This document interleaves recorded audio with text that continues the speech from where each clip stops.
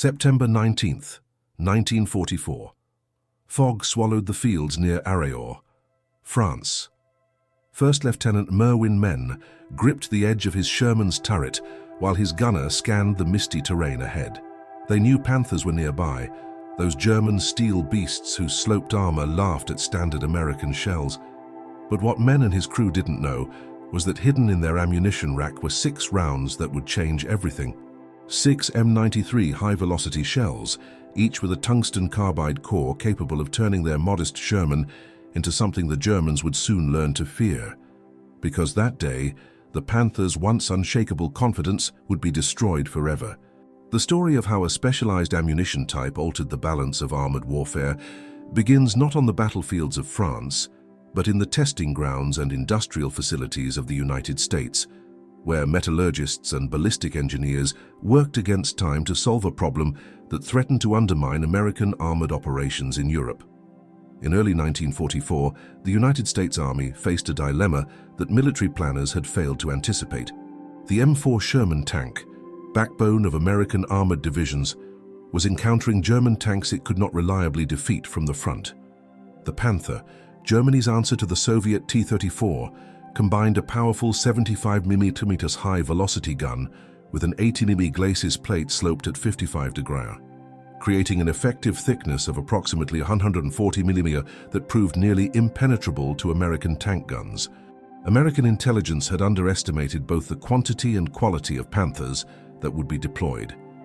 By June 1944, when Allied forces landed in Normandy, 38% of German tanks in the theater were Panthers. Not the handful predicted, but hundreds of these advanced medium tanks, often crewed by inexperienced soldiers, but protected by armor that conventional American tank guns could not penetrate frontally. The 75mm M3 gun that armed most Shermans in Normandy could not penetrate a Panther's frontal armor at any range.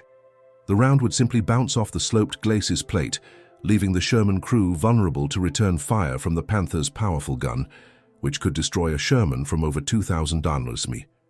Even the improved 76mm M1 gun, which began reaching units in July 1944, struggled against Panther armor.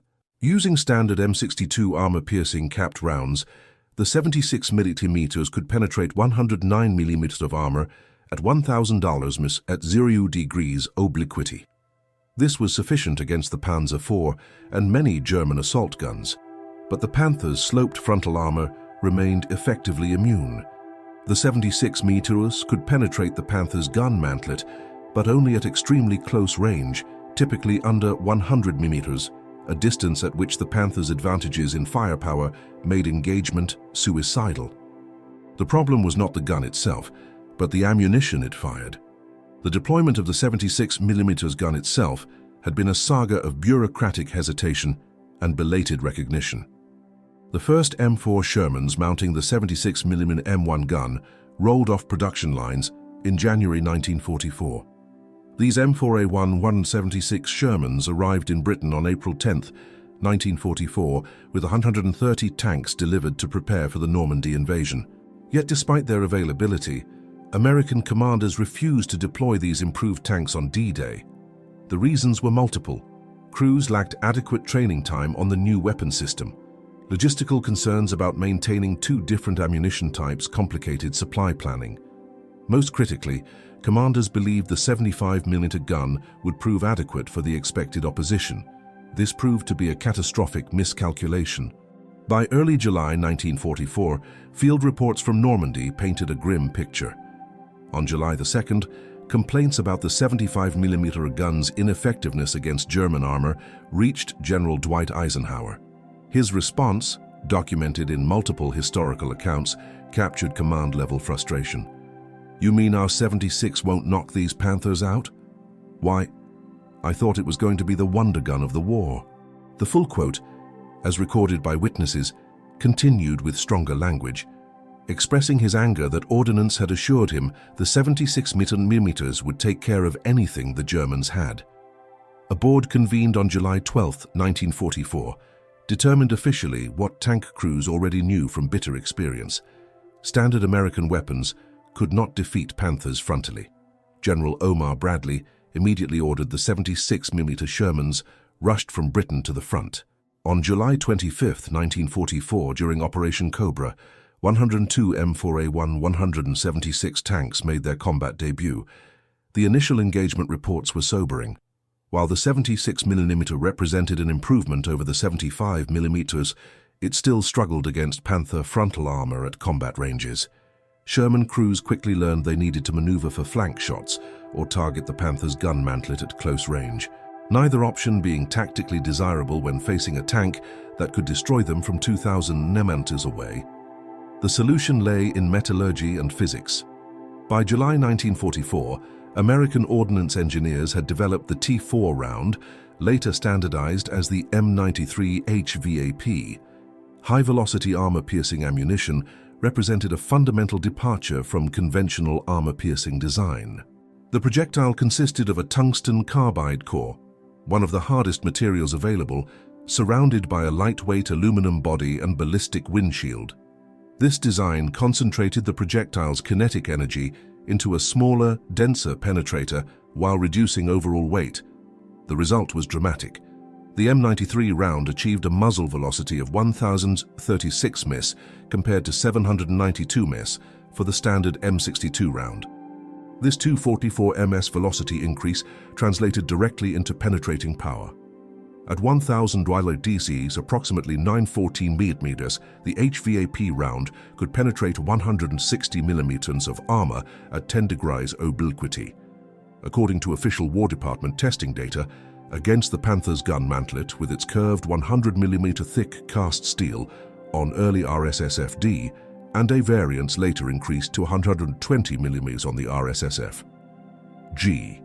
This meant reliable penetration at ranges up to 1,000 kilometers instead of point-blank distance. The mantle suddenly became a viable target for Sherman crews who had previously been forced to attempt desperate flank attacks or retreat. But the development of HVAP represented only half the solution. Production was another matter entirely. The T4 round depended on tungsten carbide, a strategic material imported primarily from China, which produced 36% of global tungsten supply before the war.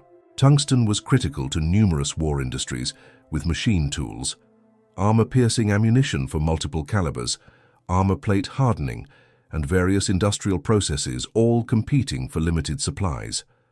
American tungsten demand for HVAP ammunition alone consumed hundreds of metric tons annually.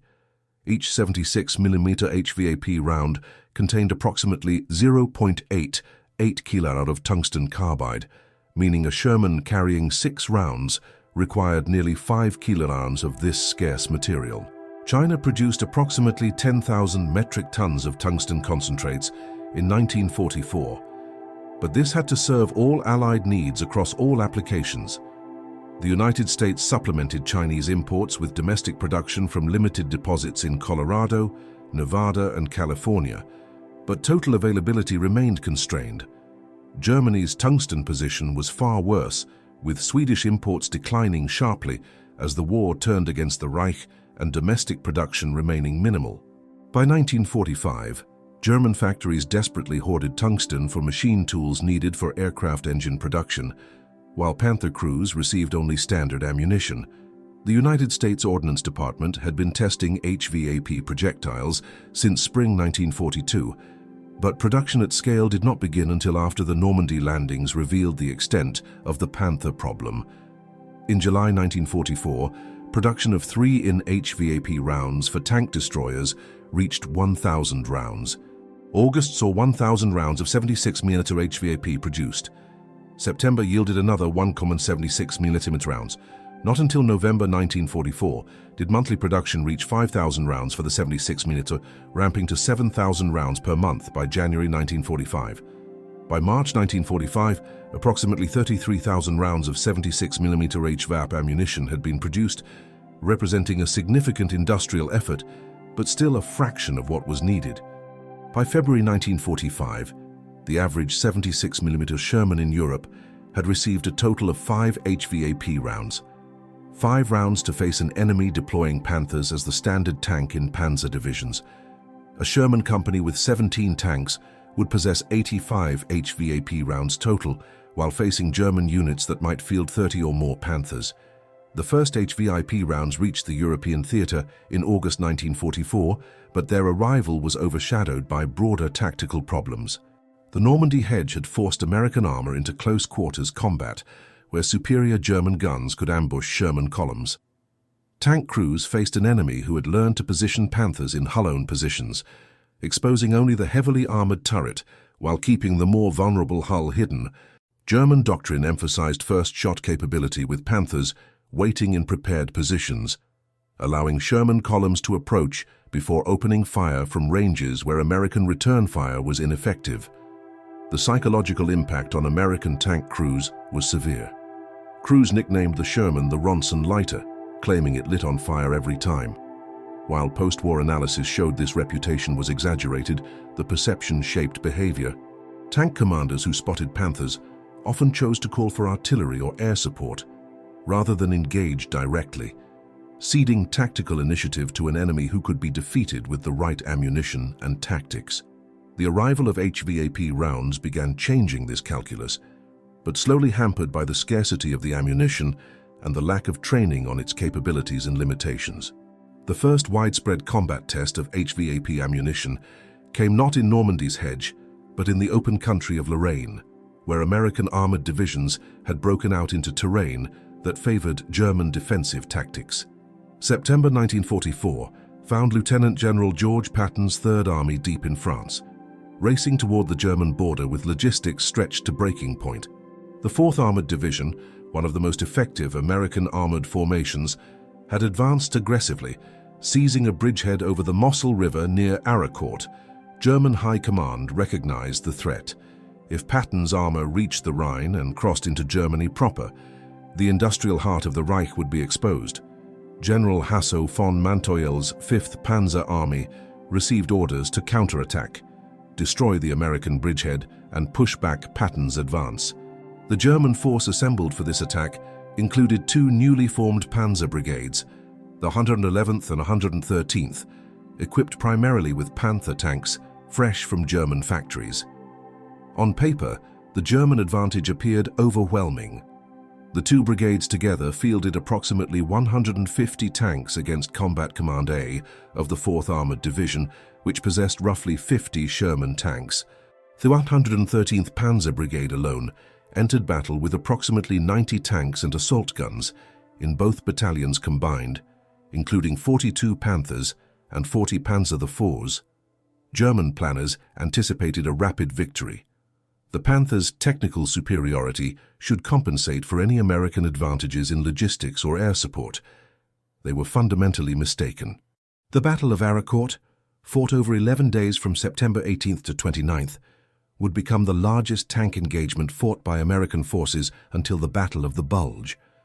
More importantly, it would demonstrate that American tank crews, properly trained and equipped, could defeat technically superior German armor through superior tactics, combined arms coordination, and judicious use of high-velocity armor-piercing ammunition. The morning of September 19th began with thick fog blanketing the rolling terrain around Arracourt. German reconnaissance was limited. The Panzer brigades, lacking proper scouting units, advanced blindly into terrain held by American forces who knew the ground and had established defensive positions. At approximately 8 a.m., elements of the 113th Panzer Brigade penetrated American outposts east and south of Arracourt. The German tanks, factory-new Panthers with inexperienced crews, moved forward in column formation, a tactical error that veteran American tankers immediately exploited. Captain Kenneth R. Lameson's C Company, 37th Tank Battalion, held positions along key approaches to Arracourt. His Sherman crews had been briefed on the HVAP rounds in their ammunition racks, 6 rounds per tank. Use them wisely. The briefing had emphasized against Panther turrets or mantlets at ranges where velocity remained sufficient for penetration. The fog that hindered German reconnaissance now worked in favor of American defenders. A section of Lameson's Shermans occupied positions south of the village when the first Panther materialized from the mist, barely 75 meters away. At this range, the Panther's superior long-range gunnery meant nothing. The American gunner fired instantly. The HVAP round, traveling at over 1,000 MSS, struck the Panther's gun mantlet. The tungsten carbide core punched through the curved cast steel and detonated the ammunition stored directly beneath the gun breech. The Panther exploded, its turret lifting slightly from the force of the secondary detonation. Two more Panthers emerged from the fog in quick succession.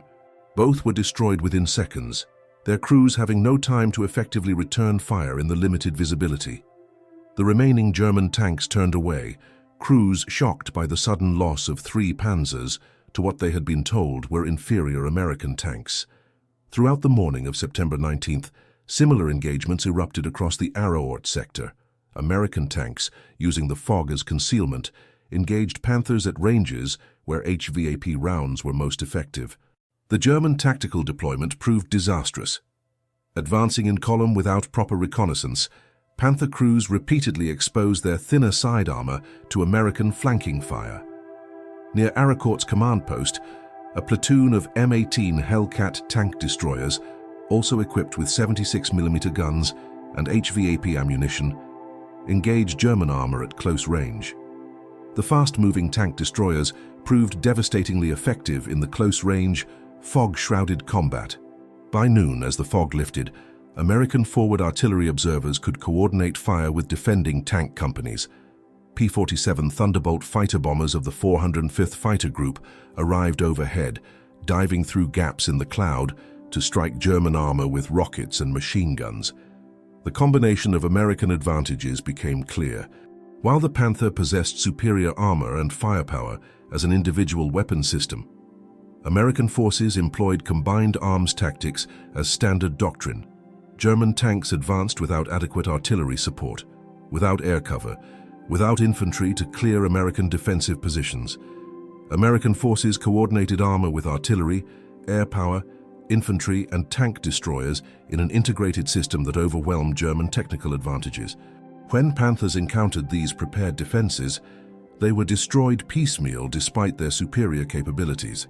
The HVAP ammunition did not make Sherman tanks equal to Panthers in technical specifications, but warfare is not conducted according to technical specifications alone. Tanks are destroyed by crews who exploit vulnerabilities under combat conditions. The Panther's gun mantlet, necessary to allow the 75mm gun to elevate and traverse, created a weak point.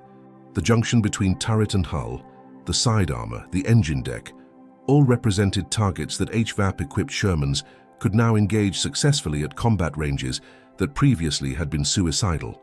More devastating to German morale was the psychological impact of discovering their armor was no longer invulnerable. Panther crews had been trained to believe their tanks could not be penetrated frontally by American fire. Intelligence briefings emphasized the Sherman's inadequate firepower. Crews were told that as long as they kept the front toward the enemy, they were safe. The first Panther commanders to watch Sherman rounds punch through their mantlets and detonate ready ammunition learned otherwise. Survivors of such encounters carried that knowledge back to their units, spreading awareness that American tanks now possessed ammunition capable of defeating Panthers. By the afternoon of September 19th, German tank commanders were reporting to headquarters that American Shermans possessed new, more powerful ammunition. The reports were confused and contradictory.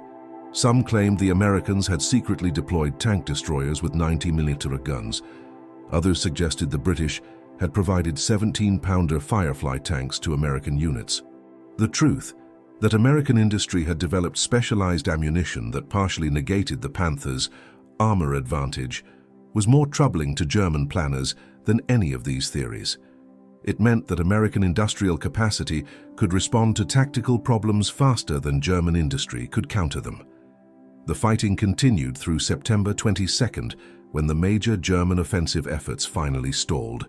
American forces had destroyed or disabled approximately 86 German tanks and assault guns. American losses stood at 25 Sherman tanks and 7 tank destroyers. The kill ratio heavily favored the Americans despite their technical disadvantage in individual tank performance.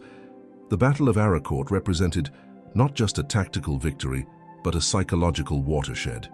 American tank crews learned that they could defeat Panthers without waiting for specialized tank destroyers or overwhelming air support. German crews lost the psychological security of believing in absolute frontal invulnerability. The German perspective on Arracourt was one of confusion and bitter recrimination. The 113th Panzer Brigade, which had entered battle with approximately 90 tanks and assault guns, could muster fewer than 20 operational vehicles by September 29th. German after-action reports struggled to explain the defeat. The technical superiority of the Panther was undeniable on paper. How had inexperienced crews in newly produced tanks been defeated so comprehensively? The answers lay partly in training and experience. The Panzer Brigade crews had minimal training, often arriving at the front with only weeks of instruction. American tank crews in the 4th Armored Division were veterans who had fought across France, understood combined arms warfare, and had learned to read terrain for tactical advantage. But training alone did not fully explain Panther losses, particularly the penetrations that should not have been possible with standard American ammunition. German intelligence officers examining destroyed Panthers found entry holes smaller than expected, suggesting a sub-caliber projectile. Examination of unexploded rounds recovered near disabled tanks revealed the truth. The Americans had deployed tungsten-core ammunition. This discovery had profound strategic implications. Germany itself had developed similar ammunition, the Panzer Granite 40, which used tungsten cores to improve penetration. But German tungsten supplies were critically limited by late 1944, with production focused on machine tools rather than ammunition.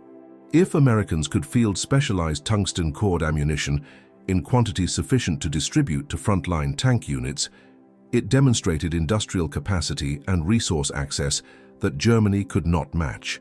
Not only were American tanks more numerous and better supported logistically, but they were now equipped with ammunition that partially negated Germany's carefully engineered technical advantages in armor protection. The impact of HVAP ammunition extended beyond the immediate tactical results at Arracourt. As word spread through American armored units that the new ammunition could defeat Panthers under favorable circumstances, tank crews became more willing to engage German armor directly. The psychological paralysis that had affected some units during the difficult Normandy fighting began to dissipate. Crews still respected the Panther's capabilities, but no longer felt helpless against it. This shift in morale proved crucial for subsequent operations. A crew that believes it can fight will engage aggressively, seeking advantageous positions and taking calculated risks. A crew that believes it is outmatched will hesitate, ceding initiative to the enemy. HVAP ammunition, though in critically short supply, provided American tankers with a weapon that allowed them to fight Panthers on more equal terms. Even crews that had never fired an HVAP round benefited psychologically from knowing the ammunition existed and might be available when most needed.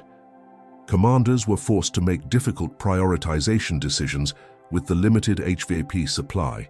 Tank destroyers, whose mission focused specifically on anti-tank combat, received preferential allocation. Sherman tanks, with their dual role of supporting infantry and engaging armor, often received fewer rounds despite encountering enemy tanks more frequently. This created operational tension between tactical needs and supply realities. The allocation system, managed at multiple command levels from army down to battalion, resulted in inefficiencies.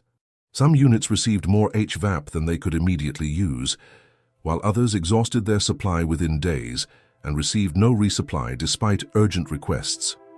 When German forces launched their surprise offensive in the Ardennes in December 1944, American tank units faced renewed intense pressure. The Battle of the Bulge saw hundreds of Panthers and Tiger tanks deployed in winter conditions that favored defensive fighting and limited Allied air superiority due to poor weather. American Sherman crews relied heavily on their scarce HVAP ammunition to engage German heavy armor. The shortage became critical within days of heavy fighting. Some units exhausted their HVAP supply completely and found resupply requests going unfulfilled as logistical networks struggled to deliver ammunition through snow-blocked roads disrupted by German advances. Yet even in the difficult fighting of the Ardennes, American forces demonstrated that tactical skill and combined arms coordination could compensate for technical disadvantage. Tank crews coordinated closely with infantry, using bazooka teams to disable Panthers from close range, while Shermans provided covering fire. Artillery forward observers called in time-on-target missions that damaged optics, disabled tracks, and killed exposed crew members even when shells could not penetrate armor. Air support, when weather finally permitted in late December and January, proved devastatingly effective against German armor concentrated on approach roads. The Battle of the Bulge ended with German armored forces shattered, having lost hundreds of irreplaceable tanks and experienced crews in an offensive that failed to reach its objectives. By early 1945, the strategic picture had shifted decisively and irreversibly in Allied favor. American and British forces were preparing to cross the Rhine. Soviet armies were advancing from the east, having shattered German defensive lines in massive winter offensives. Germany's industrial capacity was collapsing under combined strategic bombing, loss of territory containing critical resources and manufacturing facilities, and severe shortages of raw materials, including fuel and tungsten. Panther production, which had reached 3,900 units in 1944, fell sharply in early 1945 as factories were bombed, transportation networks disrupted, and raw materials became unavailable. Even when Panthers were produced, fuel shortages often kept them immobile. German tank units in the final months frequently abandoned tanks, not because of combat damage, but because they had no fuel to operate them. The technical limitations of HVAP, while less publicized than its successes, deserve examination for historical completeness. The tungsten carbide core, while excellent at penetrating armor when conditions were favorable, was inherently brittle. Below certain impact velocities, approximately 2,300 to 2,500 ft/s, the core could shatter on contact rather than penetrating. This meant that HVAP effectiveness declined significantly at longer ranges where velocity had decreased. The effective range against Panther mantlets was approximately 1,000 ms. Beyond this distance, the probability of the core shattering on impact increased substantially. American tankers learned these limitations through combat experience, sometimes tragically. Crews that fired HVAP at Panthers beyond effective range wasted scarce ammunition and often provoked return fire from German guns that remained effective at much longer ranges. Training on proper HVAP employment was often minimal as the ammunition arrived at frontline units faster than training materials could be developed. Many crews learned effective employment techniques through trial and error under combat conditions. Sergeant Francis Baker's documented experience on November 20th, 1944, illustrated both the potential and limitations of HVAP in actual combat. His Sherman, equipped with a 76mm gun and carrying HVAP rounds, engaged a Panther at approximately 800 d. Baker's gunner fired at least 7 rounds with multiple hits observed on the Panther's side armor. To Baker's frustration, the rounds bounced off without achieving penetration. The engagement demonstrated that even HVAP had significant limits against sloped armor at oblique angles. The Panther withdrew from the engagement rather than continuing the fight. So the action was not a complete tactical failure, but it reminded Sherman crews that HVAP was not a magical solution. Proper tactics, careful shot placement, favorable range estimation, and advantageous angles of engagement remained critical factors.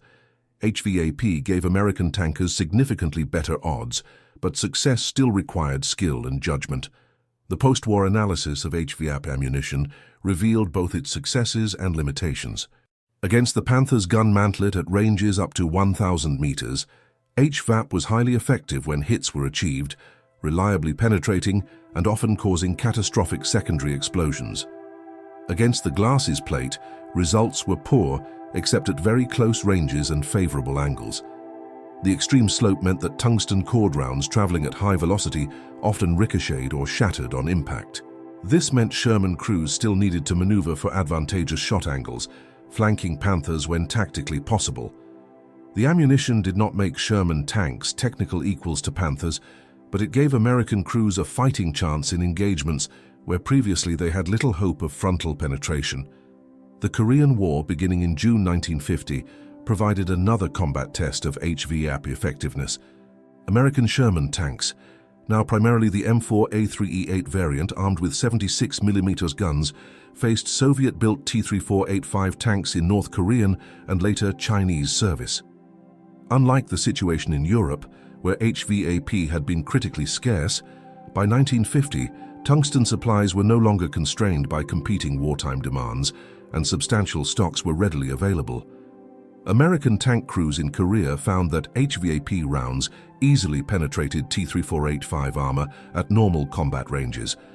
The T-3485, while capable, possessed armor protection significantly inferior to the Panther. Its 90mm thick turret front and 45mm thick glasses plate could not resist tungsten-core projectiles fired at high velocity from 76mm guns. American Shermans in Korea achieved remarkably favorable exchange ratios against communist armor, due partly to superior crew training, but also significantly to the plentiful availability of HVAP ammunition. The vindication of the 76mm Sherman in Korea was bittersweet for veterans of European combat. The ammunition that could have been more widely employed in Europe proved devastatingly effective in Asia when supply constraints no longer limited employment. The German perspective on American HVAP ammunition, gathered from post-war interrogations and examination of captured documents, revealed grudging professional respect and deep frustration. German ordnance officers recognized that American industry had solved the tungsten-core ammunition problem more successfully than German manufacturers. Despite Germany having pioneered the underlying technology, while Germany had developed tungsten-cored ammunition with the Panzer Granit 40 series, production limitations meant these rounds were never available in sufficient quantities. American production of HVAP, though also limited by tungsten scarcity, still exceeded German capability substantially by late 1944. German tank crews interviewed after the war frequently mentioned American ammunition improvements as a significant factor that complicated their tactical situation. The knowledge that Sherman tanks could penetrate Panther mantlets at combat ranges meant German crews could not simply rely on frontal armor for protection. This forced more cautious tactics, slower advances, and greater reliance on defensive positions, but defensive warfare ceded initiative to American forces, allowing them to employ combined arms tactics that negated German advantages. The psychological impact of losing armor in vulnerability contributed to the increasingly defensive mindset that characterized German armored operations in 1945. Technical analysis of HVAP projectiles recovered from German tank wrecks provided German engineers with detailed understanding of American ammunition design.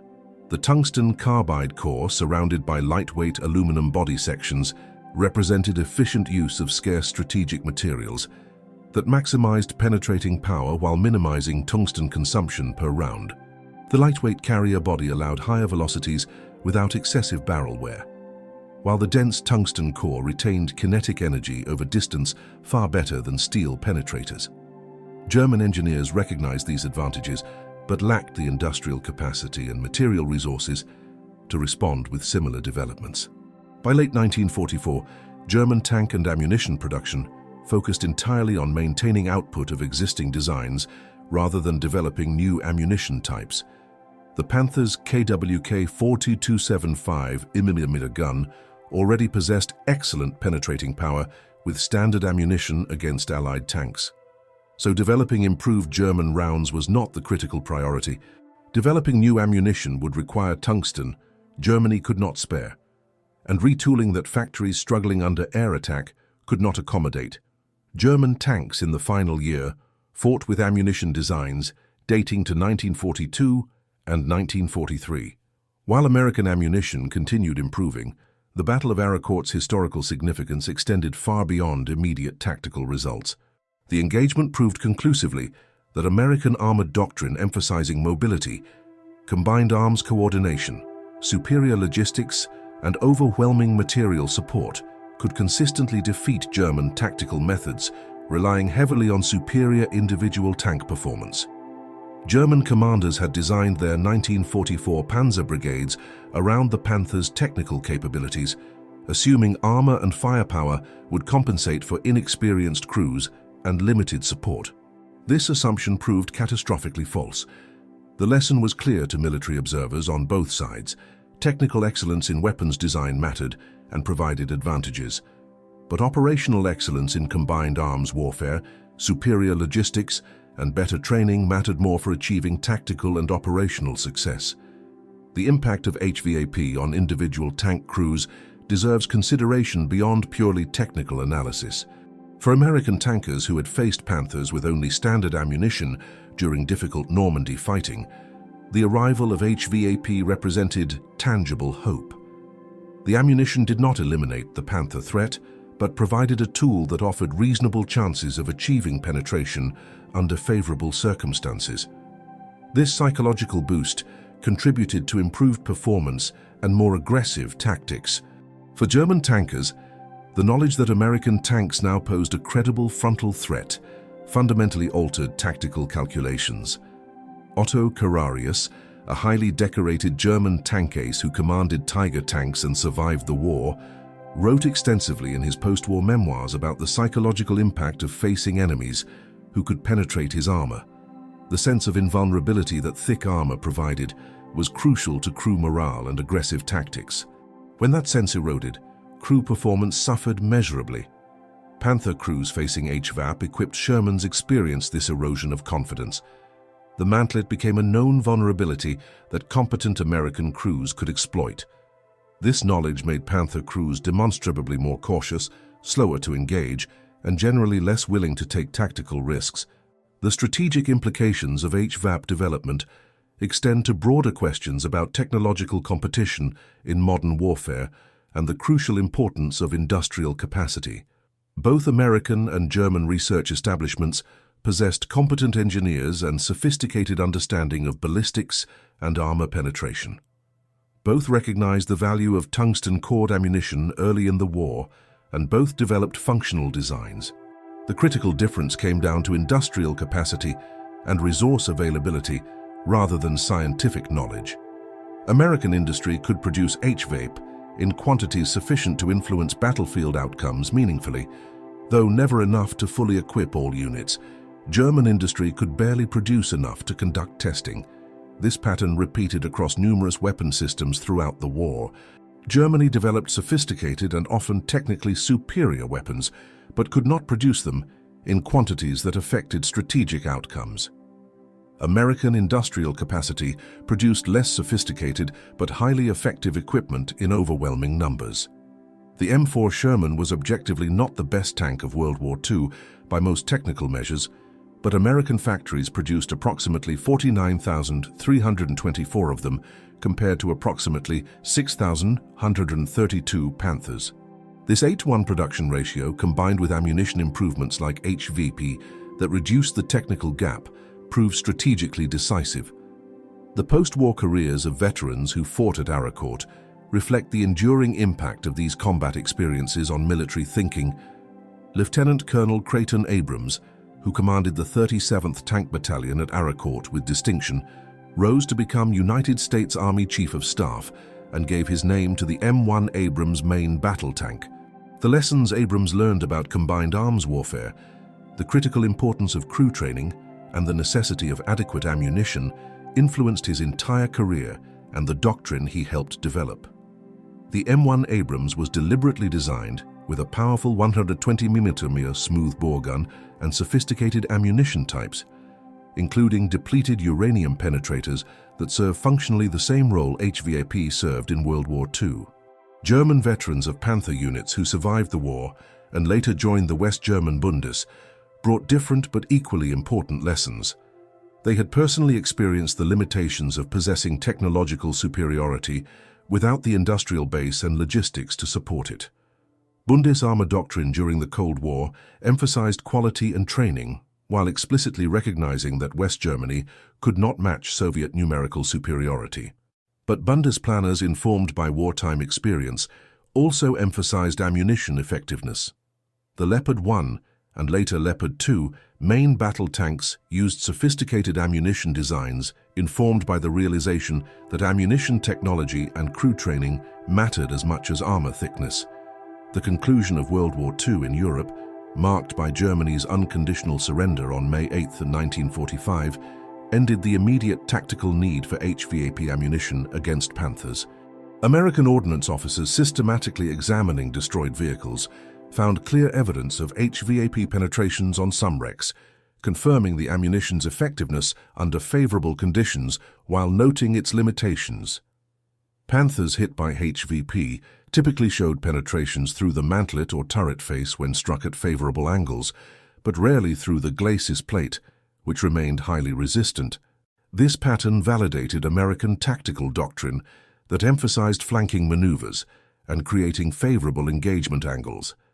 The comprehensive post-war analysis concluded that while HVAP meaningfully improved Sherman capabilities against heavy German armor, the truly decisive factors remained overwhelming numerical superiority, vastly better logistics, complete air superiority, superior artillery support, and more effective operational doctrine. The transformation of American tank crews from mid-1944 to early 1945 reflected the cumulative impact of combat experience, improved equipment availability, and familiarity with specialized ammunition, including HVAP. Crews that landed in Normandy in June 1944 often felt genuinely apprehensive about facing German armor, particularly Panthers and Tigers. By early 1945, after months of sustained combat helped significant training improvements, increased availability of 76mm Shermans, and growing familiarity with HVAP ammunition, American tankers approached engagements far more confidently. This psychological shift had direct tactical consequences. Confident crews fought more aggressively, took calculated risks when opportunities appeared, and exploited tactical advantages. While HVAP ammunition alone did not create this transformation, its availability and proven effectiveness contributed meaningfully to improved American armored force morale and tactical performance. The legacy of HVAP development continues influencing modern ammunition design. American armor doctrine from 1945 onward consistently emphasized ammunition effectiveness as a critical component of tank design. Modern tank ammunition uses depleted uranium or tungsten alloy penetrators, materials chosen for essentially the same density and hardness properties that made tungsten carbide effective in World War II. The underlying principle remains constant. Concentrate maximum kinetic energy into a small, extremely dense projectile moving at the highest achievable velocity. The continuity from 1944 HVAP to present-day armor-piercing, finest stabilized, discarding sabot ammunition, illustrates how foundational lessons from World War II continue directly influencing military technology. Soviet and later Russian tank ammunition development followed remarkably similar paths, independently recognizing that armor-piercing capability depends heavily on projectile material properties and kinetic energy delivery. The global tank ammunition industry had its technological roots in the HVAP experience, where engineers first demonstrated conclusively that wars could be won not just on battlefields, but in factories and laboratories. September 19, 1944. Arracourt, France. When First Lieutenant Elmer Men's Sherman crews first engaged Panthers with HVAP ammunition, they didn't just pierce German armor, they shattered a psychological barrier that had dominated armored warfare since Normandy. For German crews who had fought confidently behind supposedly impenetrable armor, that tungsten core tearing through their Panther's glacis plate at 800 yards announced a terrifying new reality. Invincibility was an illusion. For American crews who had spent months watching their rounds bounce harmlessly off enemy tanks, each HVAP hit was vindication, proof that courage backed by industrial might and scientific innovation could level any battlefield. The scarcity of HVAP ammunition paradoxically amplified its impact. Every tungsten round was precious, rationed, fought over, yet even in limited quantities, HVAP transformed American tank doctrine. Crews who once maneuvered defensively, seeking flanking shots and numerical advantage, now pressed attacks with renewed aggression. The psychological equation had shifted. Those first HVAP rounds fired in anger, tungsten cores screaming through air at velocities that defied conventional metallurgy, carried more than kinetic energy. They carried a message written in the language of molten steel and shattered armor, that intelligence applied to urgent problems. That industrial capacity mobilized with purpose. that material science pursued with determination could overcome seemingly insurmountable disadvantages. The lesson transcended its moment. From the hedgerows of Normandy to the forests of the Ardennes, from the Rhine crossings to the final drives into Germany, HVAP ammunition proved that technical superiority was never permanent, never absolute, never beyond reach of determined innovation. Today, as military planners face hypersonic missiles, directed energy weapons and autonomous systems, the HVAP story offers an enduring truth. The side that learns fastest, adapts most intelligently, and applies industrial and scientific resources most effectively will overcome today's invincible threats, just as American engineers and tankers overcame the Panther. The tungsten cores that First Lieutenant men's crews fired that September afternoon didn't just penetrate armor. They penetrated history, demonstrating that in warfare, as in life, seemingly impossible problems yield to human ingenuity, industrial determination, and the courage to engage directly even when outmatched.